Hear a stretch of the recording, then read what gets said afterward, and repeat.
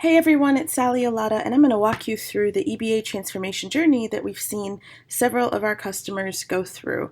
Think about this as sort of the beginning of the agile journey that turns into an enterprise business agility journey. So, step number one is what we call team agility. Team agility is really focused on bringing in basic agile practices and methods such as Scrum and Kanban into the team and designing cross functional teams. This also involves making the team stable and not project teams where people are in and out. This is where Jira, Rally, version 1, and other agile tools are installed so the team can begin to leverage them. And we also co-locate the team as much as possible. This is great, and all of these practices enable basic team level agility to where teams are starting to apply the agile practices and beginning to deliver in small increments and iteratively. Next level is what we call team of team agility, and this is to solve the problem of cross-team planning and dependency management. How are we going to have, 5 to 8 teams that are all aligned around a common purpose? How are they going to deliver together? And so scaling agile was really here, whether you're using scaled agile or any other method. SAFe is probably one of the most popular methods right now, to create that train level or that team of team level. And what we also see here is the need for DevOps maturity, because what you'll notice is whether the teams are sprinting or even if they're planning and delivering together, if they don't get things to production, if they don't have continuous integration, if they don't have quality and speed to market, then the benefits of Agile are still not realized. Leadership and cultural transformation should also start here, and I say should because it doesn't always start.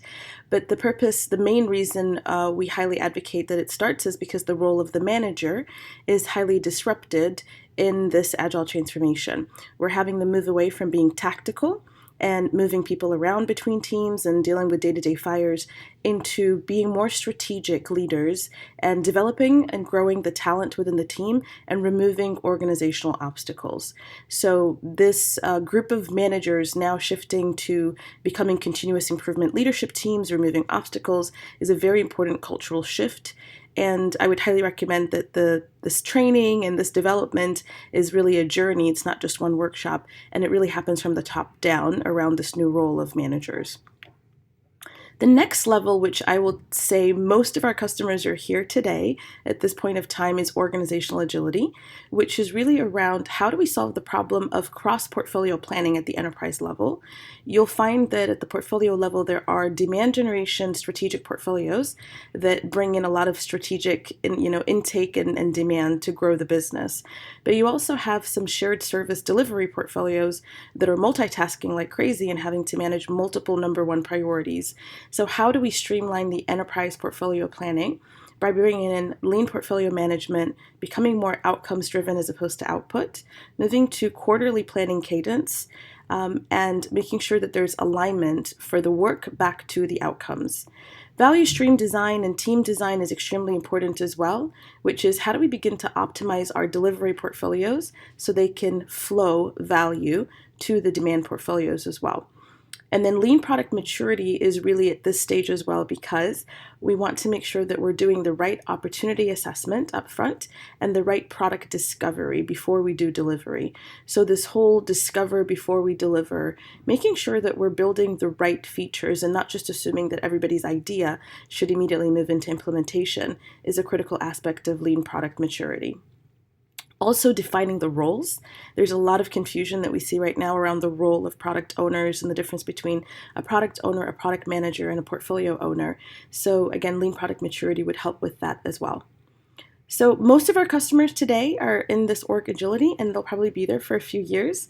But what comes up next after that is talent development, innovation, and operational agility. This is where the customer truly has a seat at the table at every layer of the organization. We're starting to develop talent, and their HR disruptions definitely here. We predict that for the next several years, you'll see some major changes to the HR role and the way that they work in order for them to enable the new way of working. Operations, finance, legal, audit, sales, and marketing will come full force into the new way of working. Finance actually starts a little bit early here with lean portfolio management, because shifting our funding model to stable teams into capacity-based allocation and away from project-based funding is really here at the portfolio level. But here's where a lot of the lean practices and agility will really have to be implemented within these other areas for the organization to sustain enterprise agility. And our final step is arriving at enterprise agility, which is where we anticipate customer needs, we sustain the learning and the culture that we've created in this investment, and it's no longer a transformation, it becomes a continuous improvement and continuous growth journey where we measure every quarter where we are, and we improve in the following quarter. So at the very bottom here to finalize this picture for you is really the metrics. What are the metrics that matter? Well, we kind of really focus on two layers of metrics. Bottom-up metrics, which are really the team agility.